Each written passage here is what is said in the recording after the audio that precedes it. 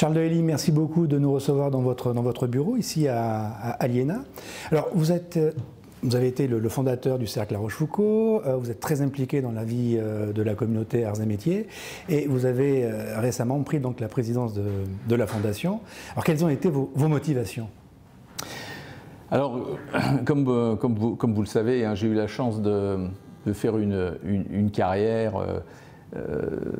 très à l'international et donc j'ai pu, au cours des 43 années de carrière, voir le développement prodigieux d'un certain nombre de nations, de pays, si je mesure ça par leur PIB.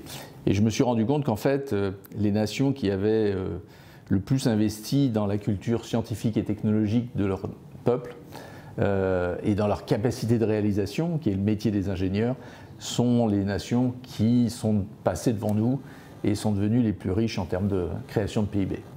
Et donc je me suis dit, tiens, après avoir contribué à faire des champions nationaux à l'international, peut-être puis-je apporter ma pierre pour contribuer à faire des ingénieurs dont la France a besoin, de façon à assurer son développement et sa prospérité.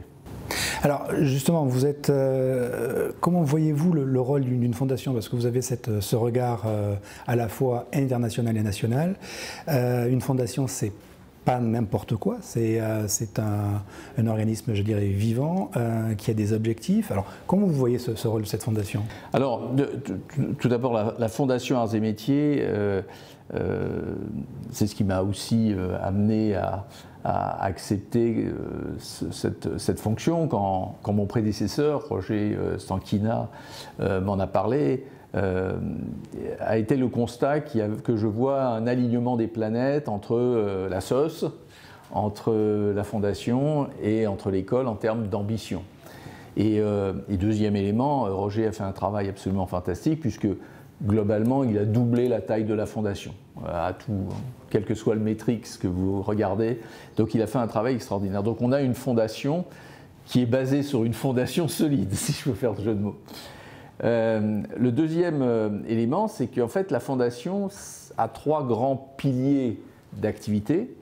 Un premier pilier qui est de donner envie aux jeunes garçons et aux jeunes filles d'aller vers les activités, vers des études scientifiques et technologiques, et puis espérons-le vers les arts et métiers, mais pas seulement. Et là il y a tout un tas d'activités qui sont supportées par la Fondation, que ce soit la fondation du Ferro-Savoir à Liancourt, et que l'on pourrait développer. Après tout, on a évoqué l'idée de faire, pourquoi pas, des camps de vacances de technologie. Après tout, c'est pas plus idiot que d'apprendre à faire du cheval que d'apprendre la technologie, de façon à attirer les jeunes vers ces métiers. Deuxièmement, c'est tout le volet historique, puisque les jeunes ont besoin de modèles. On a tous été séduits par, je sais pas quoi, D'Artagnan, Cyrano de Bergerac, Napoléon, mais aussi les grands inventeurs qui donnent envie de faire quelque chose. Et aujourd'hui, cette recherche historique permet donc de montrer la contribution des grands ingénieurs à l'évolution de la société, mais également, et c'est là où on devrait probablement porter de l'effort, mais montrer c'est qui les grands champions aujourd'hui. On connaît bien les champions américains, les Elon Musk, les Jeff Bezos, qui sont partis quasiment de rien pour créer des entreprises qui transforment notre vie quotidienne. Hein. Tout le monde utilise Amazon, on est tous émerveillés par les Tesla, les fusées, et tout ça c'est fait par des gens qui ont une culture scientifique forte. Elon Musk est un grand physicien, etc. Et donc on a besoin de mettre en avant ces modèles du passé et ces modèles actuels pour donner des modèles à nos jeunes. Deuxième gros pilier, c'est finalement de faire en sorte que le jeune qui a des mérites, qui fait des efforts, que les problèmes financiers ne soient jamais un problème, et que s'il a la volonté et la capacité de devenir un ingénieur, qu'il n'abandonne pas cette ambition parce que ses parents pensent qu'ils n'ont pas les moyens financiers ou autres.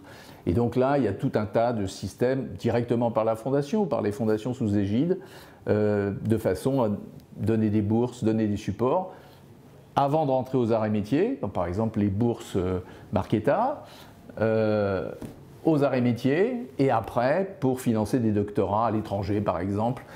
Et encore derrière, si le jeune veut mettre le pied à l'étrier de l'entrepreneuriat et créer son entreprise. Donc là, il y a tout ce support financier. Et puis troisième gros volet, alors qui concerne plus directement notre école des arts et métiers, c'est de s'assurer que cette école dispense l'excellence pédagogique et s'adapte aux nouvelles technologies.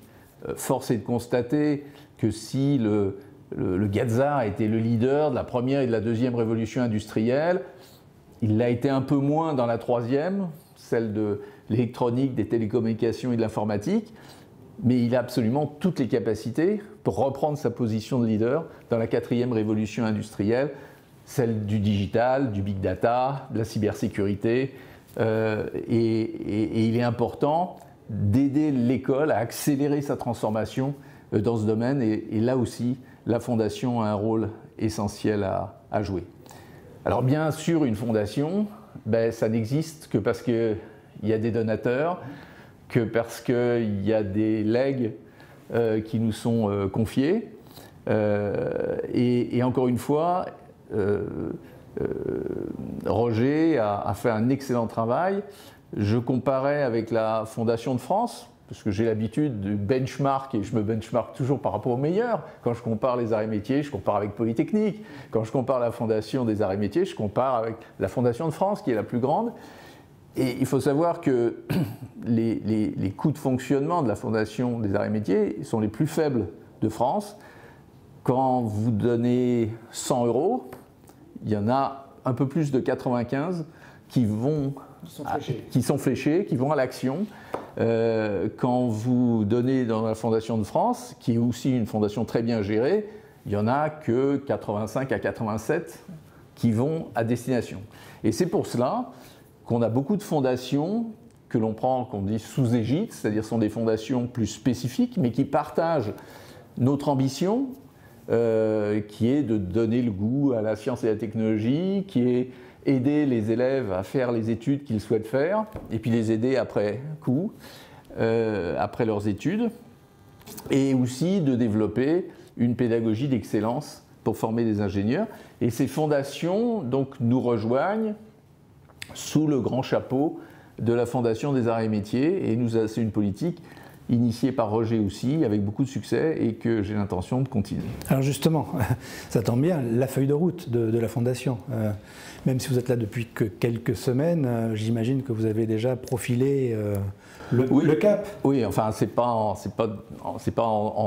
2 semaines et demie qu'on profile le cap, mais simplement, je pense qu'on peut renforcer, surtout maintenant qu'on a les bonnes bases, on peut renforcer chacune des actions.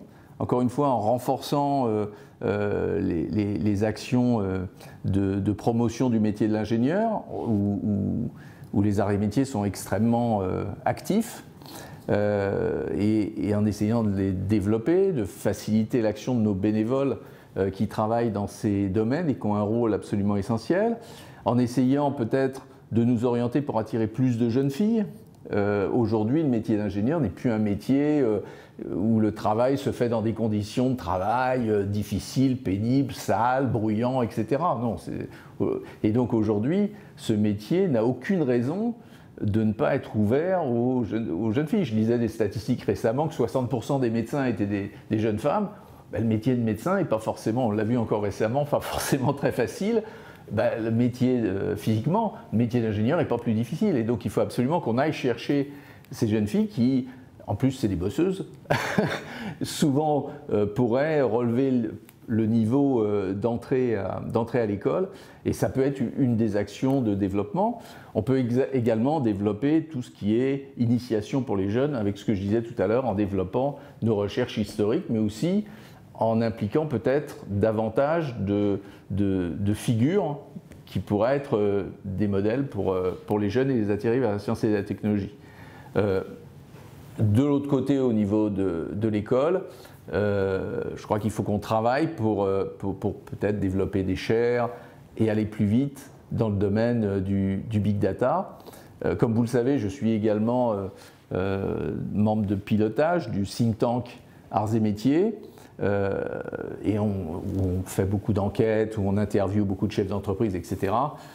Et il est très très important d'appuyer sur la pédale d'accélérateur aujourd'hui dans tous les domaines, pas simplement le manufacturing, mais la distribution, les hôpitaux, enfin tous les domaines d'activité humaine aujourd'hui nécessitent la maîtrise du digital. Un chef d'entreprise me disait avant-hier que s'il y a 30 ans, il fallait absolument être courant en anglais pour un ingénieur, aujourd'hui il faut être courant en anglais et il faut être courant en langage du digital. La question, ce n'est pas une option au digital, ça en fait partie. C'est le nouveau latin. Voilà, et un chef d'entreprise que nous avons interviewé la semaine dernière dans le cadre du think tank qui est à Singapour, nous expliquait qu'aujourd'hui, la cohorte, comme il disait, les effectifs dans le domaine des universités qui enseignent le digital sont plus importants que toute autre spécialité. Alors qu'il y a 15 ans, c'était le droit. Il y a 20 ans, c'était la finance. Et maintenant, c'est le digital. Donc, on en est très très loin en France. Et donc, c'est pour ça qu'il y a un accélérateur fantastique. Il ne faut rien enlever, mais c'est en plus. C'est une langue, une connaissance, il faut savoir qu'est-ce qu'on peut obtenir des datas, comment. C'est vraiment une rupture par rapport au passé. Et c'est pour ça qu'il n'y a pas à opposer le digital à l'usinage. Mais pour faire de l'usinage, il faut du digital. Voilà. Donc c'est vraiment. J'aime bien l'analogie avec la langue étrangère. C'est quelque chose que vous devez posséder. C'est absolument indispensable. Et il faut que les arts et métiers accélèrent encore dans ce domaine pour aller plus loin et former des gazards. Mais comme vous le savez, les arts et métiers ont une énorme formation de diplômés arts et métiers, qui ne sont pas des gazards, mais qui sont des diplômés arts et métiers.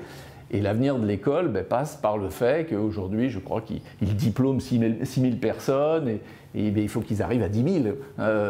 Et ça, c'est important pour la survie et la reconnaissance de l'école. Un petit mot de fin et surtout un petit mot pour Liancourt, parce que c'est le berceau aussi de la Fondation. Mais je pense que Liancourt, il faut, encore une fois, c'est un site magnifique, il s'est bien développé, et je pense qu'on peut aller plus loin, et en particulier, j'ai vu les activités remarquables du Ferro-Savoir, et je pense qu'il faudrait voir si on ne peut pas aller plus loin, et comme je le disais, de faire carrément des camps de vacances technologiques ou des week-ends technologiques pour des jeunes entre, je sais pas, 7 et 13 ans, mais qui permettent de faire des TP. C'est vaste, Liancourt, il y a de l'espace, et donc la Fondation peut certainement aider à faire plus et accueillir plus de jeunes de façon à leur expliquer les plaisirs que l'on a à maîtriser la science et la technologie, c'est-à-dire le faire, la réalisation, et que ce bonheur se traduise par une vocation professionnelle. Charles Daly, merci beaucoup pour cet entretien exclusif et donc longue vie à la Fondation. Le site internet de la Fondation fondam.org. Où on peut déposer, évidemment. En haut à droite, vous avez un petit cœur. Très bien. Merci beaucoup. Merci.